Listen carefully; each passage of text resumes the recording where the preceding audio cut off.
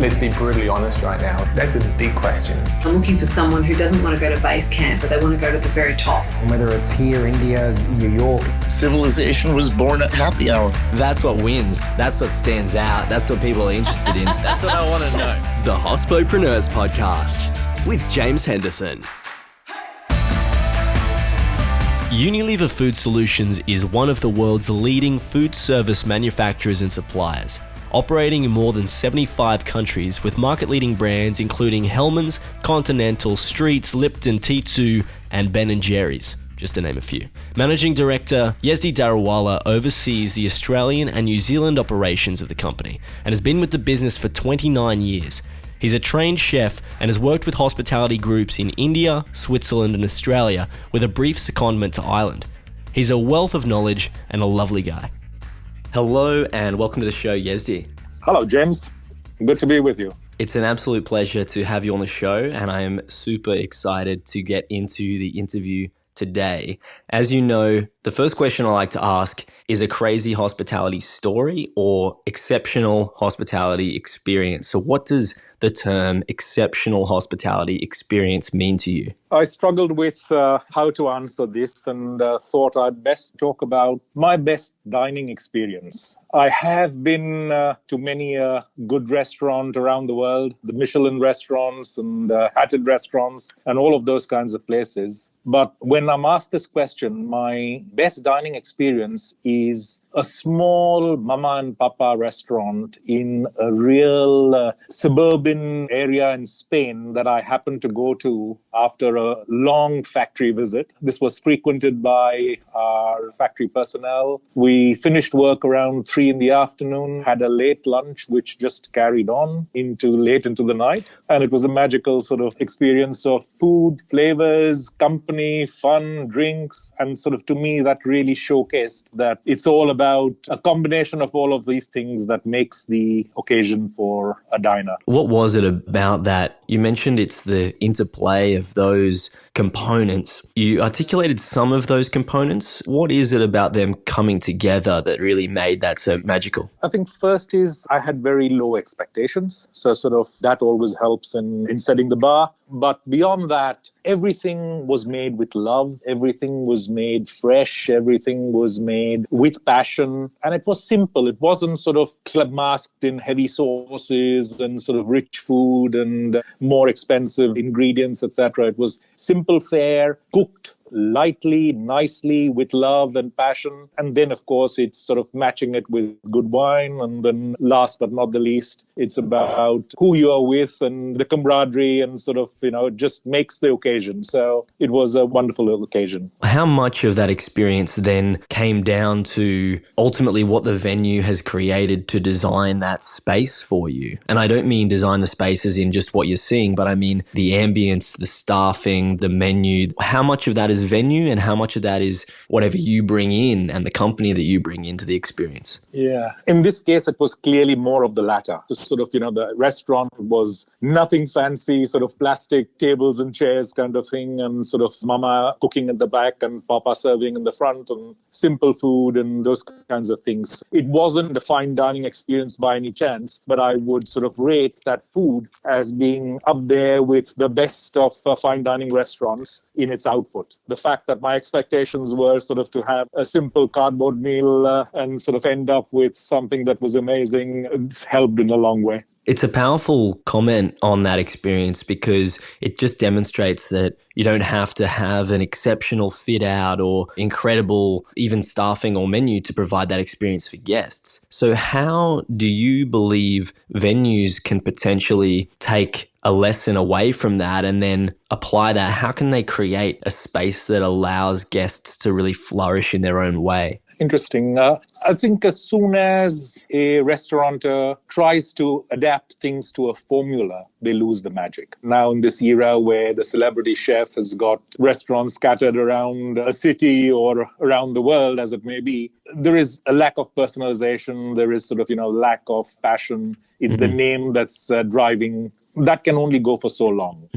And people are now much more interested in sort of an experience and in having an occasion to celebrate. They still go out to fine dining, but it's less stiff than it used to be. It's not about sort of the starch tablecloths that sort of you will need in order to get 3 Michelin stars. And that criteria for a diner is not that important anymore. So what is important? I think there's got to be an equation of what you are up for. So sort of what I mean by that is if you're planning on having a fine dining experience, if you're going to spend 400 euros per person on a meal, then there is a different expectation to sort of a group of friends out for a night for a good time. And sort of each of those has a place. That 400 euro experience still is something that flourishes in some places, but it's rarer and rarer. The art then comes down to how venues can, and we're talking about a very retail-oriented perspective at the moment, but this particular art form in that space comes down to how operators can create an environment that guests can feel comfortable and relaxed in a different way to how they used to with a more fine dining experience. So thank you for your answer there, Yazdi, and I'd love to crack on into the next section of the episode, which is why you do what you do. So on a super macro, wide scale, big picture perspective, why do you do what you do?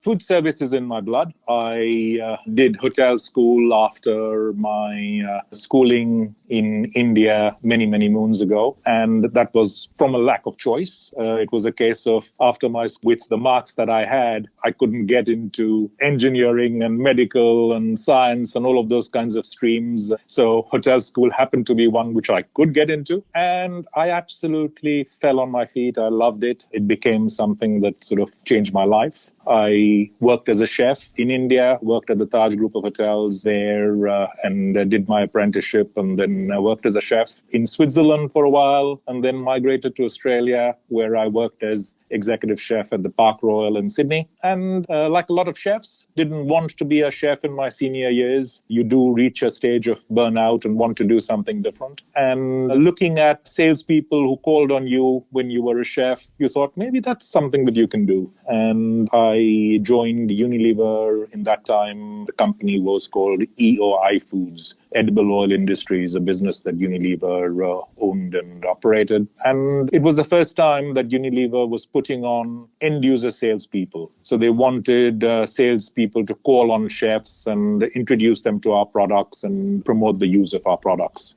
So they looked at people who were in the industry already, appointed them, and put them out there to do that job. And I was one of that intake 27 years ago. 27 years ago. So a lot's happened in 27 years then to bring you to what you do now. And thank you for providing a thorough backstory there. Why did you stay in hospitality? Because you said you landed on your feet and you stayed in hospitality, and everyone who's been in operations, particularly chefs, know that you've got to have a lot of different qualities to pull through and remain in that environment. You can't survive as just anybody in that environment for a long time. So what kept you passionate about that for so long? As a young person, it was a wonderful game. I could work anywhere around the world. I didn't struggle to get a job in Switzerland, didn't struggle to get a job in Australia, and I'm sure I could go anywhere else in the world and sort of start a job within a few days of sort of reaching a new place. So it's a great profession from a perspective of job availability. And in the job, it's a adrenaline-filled game, real heights of sort of passion and activity and drive. And of course, you then balance that out with sort of preparing for the service and the mise en place and everything else that goes with it so that you don't go to custard during the service. Yes. I really enjoyed all of that. But it was a game where you get burnout after doing it for a period of time. And we were just about to start having a family and kids and stuff like that. So I saw that as a good moment to change my career and do something that I could still be doing in my 40s and 50s without getting into alcohol abuse or drug abuse or broken families, as is quite the norm in hospitality. If you're still on the stove in your 40s and 50s, you're either sort of an alcoholic, or you are on drugs, or you are facing sort of family issues. I know that is a broad statement to make, but a lot of the people I worked with, you could see that happening around you. It's a very real statement. I appreciate your honesty and transparency in making those comments on the program. Did you struggle adapting in any way when you left hospitality and took a more corporate route? Did you struggle with the lack of excitement and adrenaline, or did that sales focus, is that how you applied that energy and enthusiasm over the years? And then how did that evolve over 27 years to bring you to do what you do? So 2 questions there. I might say things here that sort of expose the organization a bit, but let's give it a go. The organization I joined was for the first time putting in salespeople to call on end users. And I was given the yellow pages, told you are a chef, we like what you do and what you're capable of, go out there and sell our products. So there was no training, there was no induction of sorts, there was no sort of real understanding the features and benefits of what you're trying to sell. So I was totally floundering, as were a lot of people who were sort of in that intake. And in that era, sort of we thought we were doing the right thing as a company, but sort of a lot of mistakes were made. So some of us came out the other end, finding our feet, making our way, steering our way through the organization, getting a bit more understanding of what were our products, what were the features and benefits, and what would chefs like to do. And you were always welcome by other chefs, especially if they understood you were a chef who wanted, or an ex-chef who wanted to sort of get some time to sort of talk to them about products that might be of help to them. But it was beyond that. So sort of any chef would give me the time. Beyond that, what do you do? Sort of once you've introduced yourself, you've introduced the products, and that comes with skill, that comes with experience of sort of the sales cycle, if you like. How do you sort of keep that momentum going? How do you keep that dialogue going? How do you make yourself welcome again? And those were some of the mistakes that we made as an organization at that time. And I hope to God sort of that the salespeople and the chefs especially who are coming in as salespeople now, we start off on a different platform. We give them all of those things that I truly missed when I joined the organization. So I nearly went back to chefing, having sort of been in charge of a brigade, 60 people working in that department, to being out on the road as a solo person. It was wonderful from responsibilities and sort of care of the world. Sort of you work Monday to Friday and you work sort of 9 to 5, and beyond that, everything's your own. But the satisfaction just wasn't there. It's like sort of, is this for me? I think I'm capable of more. I had more responsibilities. I had more authority. I had a much bigger pay. So I've taken a backward step to build a career here, and I thought I'd made the mistake. I got a bit lucky. Around that time, we had a new managing director who came in from the Netherlands, and he took a liking to me. Spent some time, got to understand who I was, what I had done, sent me on to university sort of to study a bit more. She said sort of, you want to progress your career. Yes, you've got the work experience, but you need some sort of book experience and knowledge also behind you. And then sort of sent me overseas to Europe to see sort of some of the good companies in Unilever who were doing things a bit better than what we were doing here. So come back with learnings and sort of help the business also develop and grow into what we should be doing different and better. So I've had some great career experiences through the last 27 years. I've been through working as a chef for Unilever, working in marketing, went overseas to Ireland for a while, and I've been heading up the business in ANZ for Food Solutions, as we call it, since 2004. So it sounds like the excitement from hospitality was well and truly catered to when you moved into what looks like from the outside as a more corporate job, but turned out to be a lot more flexible than maybe even than you were expecting at the time as well. And then how that's evolved over that period of time, the 27 years between starting with the EOI and now into the role that you do now. How do you describe what it is that you do when people ask you what you do? So we are responsible for freeing chefs to love what they do. There is something in that which is quite powerful. We do manufacture and sell products that are professional ingredients that allow chefs in a professional kitchen to operate with the parameters that they need in food safety and taste and quality and safety, all of those kinds of things. In a modern kitchen, if you still want to make a profit, if you still want to work within labor costs and constraints of overheads and everything else that an operator faces, then we are a godsend to most of these organizations. So yes, the sort of the 3-star Michelin restaurant would likely be making most of these kinds of ingredients and sauces and seasonings, etc., from scratch. But still, there are a number of things that we can make and sell them that they would take pride in. For people who are unfamiliar with the particular division of Unilever that we're talking about, how can we give them just a super quick overview as to where that actually comes from Unilever's business?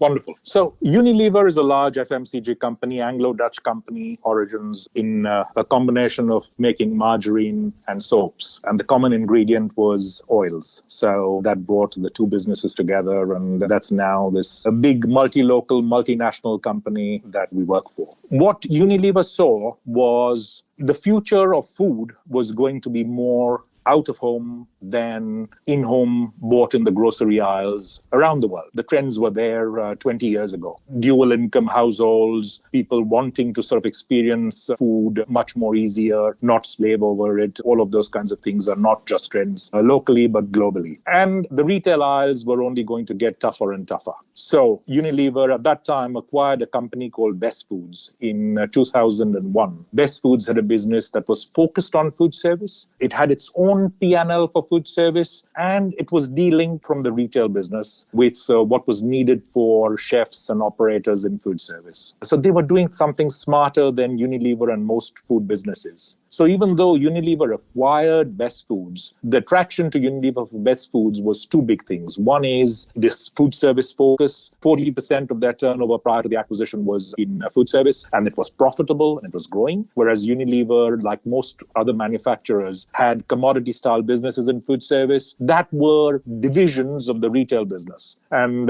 retail dominated, and so you could sort of do only so much in this market. The second thing that was attractive to Unilever with Best Foods was the global brands that Best Foods had, with Knorr as the leading savory brand in the world and Hellmann's as the leading dressings brand. So even though Unilever acquired the business, it was a bit of a reverse acquisition where the leaders of the Best Foods business were told, we like what you do, that's why we acquired you. You tell us the model for the new Unilever Best Foods in the future for food service. And one of the first things that came out was, if you want to be successful in food service, you have to be a standalone business. You cannot expect that you will not be as profitable as retail. You absolutely will be as profitable as retail, but you need the resources and the capability and the technology that is required for food service versus just a larger pack size to what your retail colleagues are doing. And that changed the world for us. So since 2001, we've had a food service business that is globally led, and each country has a MD that reports into this global business that is de-linked from the retail business. And our remit is to outgrow the rest of Unilever and to deliver success in food service via giving the chef smart ingredients that are totally differentiated from retail. The last thing a housewife wants when they go out to eat in a club or a pub or in a restaurant is something that they know has come out of a glass jar and could be the same thing that they are buying off the shelf at Coles or Woolies. So that's what we've been doing all these years. It's worked. The model has worked for us. So we've got three big categories that we play in Australia. It's savory, as we call it, which is soup, sauces, seasonings, primarily under the Knorr brand, dressings under the Hellmann's brands, and mustards, etc., under Coleman's, and then tea. Historically, our business in tea has been very much supermarket driven with brands like Lipton and Bushels. Consumers have upgraded. They want a better experience, a better tea. So in more recent years, we've acquired companies like T2 and Pakka Tea, and just recently also launched a new brand for food service called Pure Leaf, which is a premium experience for food service. When you're looking at those sorts of acquisitions, obviously Unilever has the capacity to make these sorts of acquisitions and have it as part of its growth strategy. How do you evaluate those sorts of acquisitions for the business? It's about what's going to create value for the shareholder eventually. So it's simple. Is this part of our strategic sort of thrusts? Are we playing in the categories that we really are wanting to build for the future, and then sort of where is the value? By acquiring them, can we sort of make them available from one market into 100 markets and therefore sort of get the leverage, or what is going to actually drive value is the model. And so that value, or the definition of that value, has changed a lot in recent years as well. So can you tell us about how that value has changed from your perspective working with a large company like Unilever, and how that acquisition strategy has shifted? The primary change has been, instead of having a singular focus on what is going to sort of generate the most sales growth, etc., it's now about, does it still meet our purpose? And is it a sustainable brand? Is it something that is going to be in line with what consumers expect in the future? Is it on trend with opportunities as well as with the purpose of the business to make sustainable living commonplace? So those criteria sort of have certainly been new and added a level of charm to the whole thing, which makes it a much more real and interesting in doing what we do. The move has been from things like CSR through to this purpose has to be something that is good for the planet, good for people, good for the world, at the same time as it has to be delivering profitable growth for the business. And both of those do meet. So sort of, the investments that we make in, more sustainable electricity for our factory, or sort of plastics that are recyclable, etc., etc. It comes with a cost, but at the same time, it does bring us incremental value, and also consumers are now willing to pay a premium for what they know is good for the world. Interesting, because and you mentioned a term there, CSR, corporate social responsibility. For listeners of the program before, we've mentioned that on previous episodes. But that concept, you're saying that it's evolved to another stage after CSR onto a deeper purpose-driven discussion. Is that right? I think CSR is now old hat. It was more marketing-driven. Mm. How do we position our business to look as though we are doing the right things was, I think, the way people and businesses saw CSR. And now in this era, with communication the way it is, and you get found out. So unless you do something that's truly meaningful and is something that is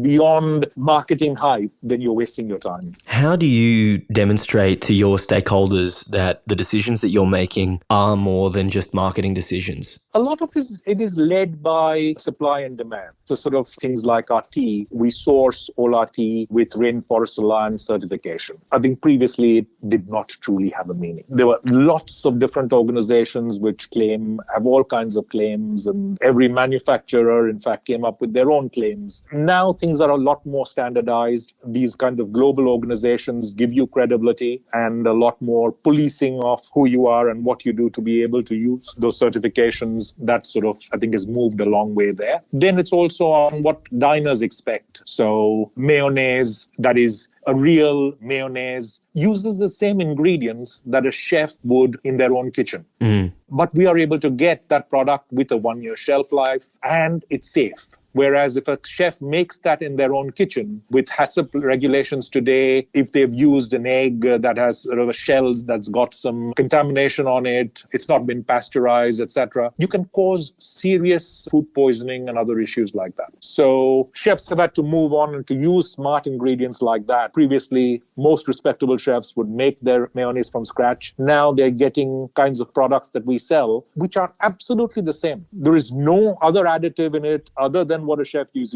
sort of, egg yolks, oil, vinegar, sugar, salt, mustard. That's it. The label is as clean as that. But because of the processing and because we use pasteurized eggs and because we use technology towards how we pack, etc., that we are able to get those products as safe and able to stand the shelf life that operators need. Fantastic. Yazdi, I'd really like to know what you're learning about or exploring at the moment. Where are you pushing things forward? What is it that you're learning about? One of the challenges that I face is I've been in my job now for 14, 15 years in heading up this business. And the demands don't get any easier and the challenges don't get any easier. So there is abundance of challenges, but there's also an abundance of opportunities, as there's always is and always has been. And it's about making sure you look at things differently. Things that were tried 10 years ago are very easy for me to sort of put in that camp of, no, we've been there, done that, and it didn't work. But we've got new people, we've got new ideas, times have changed, trends have changed, needs of chefs have changed. So it's about finding those opportunities, not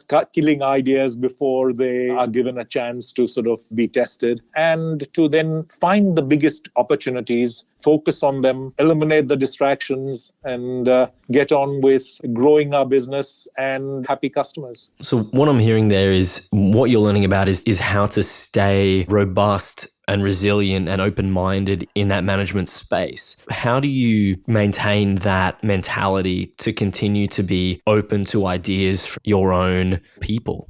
I think we've also changed over the years. We went from a small business, very entrepreneurially driven, very sales focused, through to a business that is a lot more professional, a lot bigger, and with a lot more processes and systems in place now. And sort of some of that is good. Some of that adds unnecessary level of complexity. But when I say it's unnecessary, it's necessary for a company of Unilever size and scale, and needed to sort of to grow our business around the world in a manner that is good for business. So how do you maintain that mentality, or what resources are you looking to learn? I think a lot of it comes down to your attitude and your thinking. And I have a lot of people around me who constantly challenge me, stretch me, and sort of a lot of new blood to balance the old thinking. And you've got to give your people the ability of making their choices, of making their mistakes, making their successes, and supporting them where you can. So it's about being a facilitator and clearing roadblocks for them as necessary, rather than being the gatekeeper, is the way that our business has grown and our people have flourished. And our people have also flourished from being a natural funnel of talent into the rest of the Unilever Food Solution system. So a lot of our people have grown. About 50% of the people in our team are from a hospitality background. So chefs or in front of house in restaurants, etc., who then want to change their career and sort of follow the similar path to what I've taken. And the rest are sort of professional salespeople who we then train in what does a chef look for, what is important to them, what are the criteria, how would you sell to them, what is meaningful to make their lives truly easier. So it's a balance of hospitality professionals who we train with sales techniques and sales professionals who we train on what chefs are looking for. So where in that process is the line between providing your staff to have that freedom and flexibility, and then to be bringing that back to the purpose of the company or your own vision for where you see things heading? Where's that line between flexibility and freedom, and where you know the direction needs to head? I think the flexibility and freedom is always within parameters. So sort of whilst the overall strategy of the business is not flexible, it is about what are the parameters that sort of people can make their decisions and make a judgment call as and when needed. So it's sort of setting the right boundaries and having a very clear, focused strategy on what you're aiming to do, which then gives the license for creativity. And how do you define creativity? It ranges. In our context, creativity is starting with designing the right products, and we do a lot of that with chefs. So even within our R&D teams and production teams, we've got people with chef background. So how do you translate that sort of chef quality into a product is a unique requirement for food service versus retail. There is a lot of creativity in that. There's a lot of creativity in marketing. We've gone from being a very sales-driven business, wanting to sell more product, through to how do we make our products smarter ingredients? How do we make them more functionally superior for chefs? And then how do we market it to them? We can barely call with our salespeople on 10% of marketplace. So our physical reach is limited in that. How do we get other people who we are not calling on to experience our products, to know about who we are, what we do, what solutions are available to them? And that has also changed over time from traditional trade media being the norm through to now it is all about digital in this era. And sort of, the initial digital moves were all about how do you make your website smarter and sort of more information on it, through to portals that that sort of were more focused on specific needs, so specific channels rather than having one food service platform. The chef in a hospital or in a aged care is got very, very different needs to the chef in a pub or a club or a restaurant. And so sort of how do you make things more relevant, more personalized, and then eventually how do you sell more products has to be sort of the balancing force. You mentioned technology in there. How has the business development of Unilever Food Solutions changed over the time that you've worked with the business, and how are you applying it now? I think it starts with the yellow pages that I was given to sort of find potential customers through to today. We have systems and processes and tools, including sort of iPads and journey plans and route plans and selling stories. And we have all of these sort of digital aids that sort of reach out to customers. We have information that is accessible by anyone, allergens and trends and clean labels, and all of those kinds of things is sort of very important for an operator. If you're serving a meal and someone asks, is this gluten-free or is this peanut-free or whatever, you need that information on hand. Previously, sort of, you'd struggle with brochures and trying to find what it was, and you'd have to refer to the pack itself, and hopefully you might find the information. Now it's a lot more easier and transparent. My next question for you, Yazdi, is on competitors. Just a quick one, because we tied in a little bit earlier comment about acquisitions, or a question about acquisitions. Where is the line between letting something go as a competitor, or being at the stage Unilever's at, you can obviously acquire other businesses? Where's the line between letting a company go and do its own thing, or whether it's on your radar for an acquisition? I think acquisitions for us have been businesses at a global scale. Acquisitions like the Best Foods acquisition that I referred to in 2001, truly a massive business in their own rights, through to local acquisitions like T2, which small business in Australia, head office in Melbourne, which is now being sold by Unilever in the UK, in the Netherlands, in the US, etc., etc. So sort of different size and scale, but all meeting the requirements of, are they meeting consumer trends? Is there growth opportunities? Is there sort of synergies in acquiring the business? And where does it sort of truly create value for the operator as well as for the shareholder? Yes, I'd like to know, who tells you when you're wrong? You mentioned there earlier about people on your team who you have around you to push you. Who tells you when you're wrong? Got a bit of a chuckle there. No, there's plenty of that. I make a lot of mistakes, and I've got a lot of areas that my colleagues will pick up and tell me of mistakes I've made doing what I've done. But as long as I've learned from them and they don't recur, and at the same time they don't put the company or anyone's reputation at risk, then it's a mistake that is allowed. You're allowed to make a mistake as long as you meet all of those criteria. And there are many of those. So I've got bosses who I report to. So sort of my boss happens to be in Singapore, heading up all of Southeast Asia, China, India, and the ANZ market falls into his cluster of responsibility. So unfortunately, we are the only real developed market in that cluster. So we are competing for resource with India, China, Indonesia, Philippines, etc., where sort of the growth potential year on year is double digit at the least. And we say we'd like to sort of achieve 3 to 5% growth in ANZ on a consistent basis, profitable growth. So then sort of there's a challenge of, okay, where do I put more people in? Where do I put more investment in? And that's a good tension to have.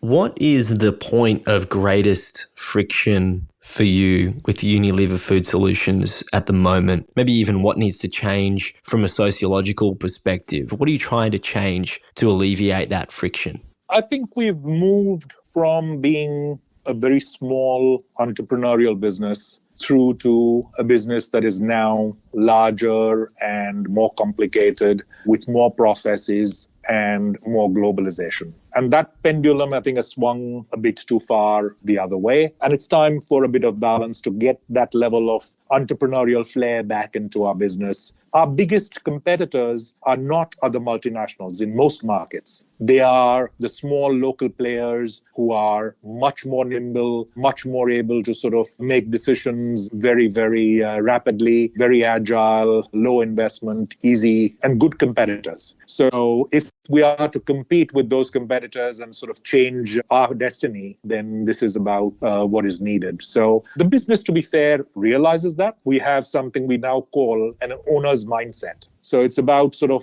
regaining that entrepreneurial flair. Yes, we are Unilever. Yes, we have a level of complexity that is undeniable. But how do we do all of that, not risk the reputation of Unilever, not risk safety, quality, all of those attributes that we all love and treasure, and then still make life a lot more entrepreneurial for our people?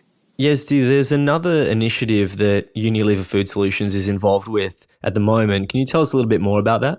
Yes, that'll be great. Thank you. Fair Kitchens is an initiative which Unilever Food Solutions has launched around the world, and that follows on from trends that are commonplace in most markets. More and more diners are eating out of home. Fewer people are entering the profession. To have a hospitality career is really not attractive to most of the youth today, and especially to work in the professional kitchen. No one really wants to do that. And consequently, the food service industry is facing a severe staffing crisis. The bottom line is there will be no great food on tables unless inspired young people want to build a career in the industry. A lot of the problem is around working conditions and the culture in kitchens, which just stop people from following it as a career. So we want to be part of the change. We want to help make a difference. As a leader in the food service industry, providing professional food ingredients and services is only part of what we do. So this is one of the causes that we've sort of picked on and said, if we can make a difference, this is one where we'd like to.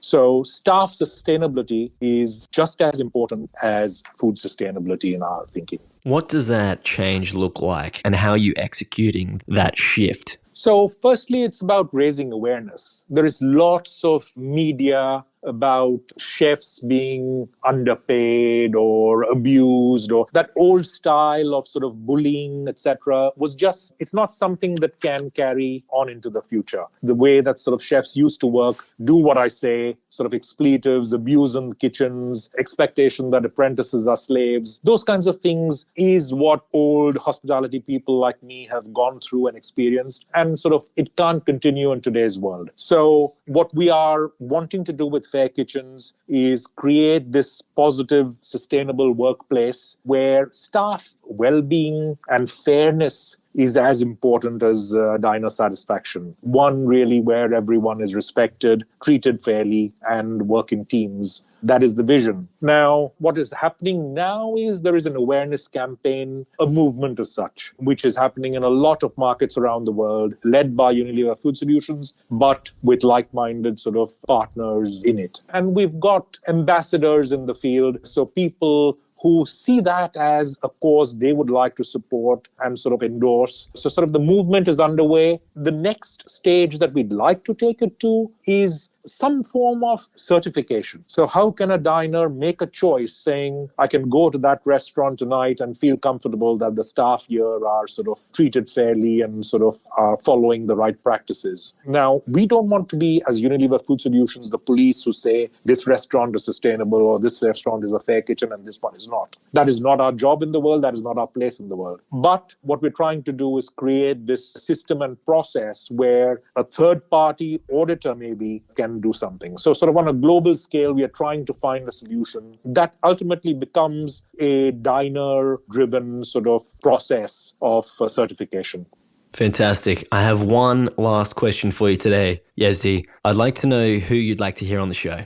Whoa, you've put me on the spot over here. Next time my boss is visiting, I might sort of get into some time with you. He's truly an entrepreneurial character and achieved a lot in his world. And that's one possibility. But sort of, I'm sure there are lots of great characters who come to mind. One such character is a guy called Vince Crawley, who is the CEO of the Food Service Association of Australia. And a food service man at heart, he also was a chef who worked his way into sort of the corporate world and has done roles in companies like Goodman Fielder and others, and sort of is now doing this role of the CEO. So he might have some good color to paint and give you some stories in hospitality. Beautiful. Well, thank you very much, Yezdi. It was a pleasure having you on the program, and I'm excited to see what happens next. Bye-bye. Thanks. Thanks, Yezdi. See you later. This program is hosted by James Henderson, with technical production by Jake Olver. Voiceovers were by Angus Brennan and Shim Phelan. Thanks to our distribution team, led by Stephanie Holland, and a special thanks to you for tuning in every week. This program was produced by H Media. We'll see you soon.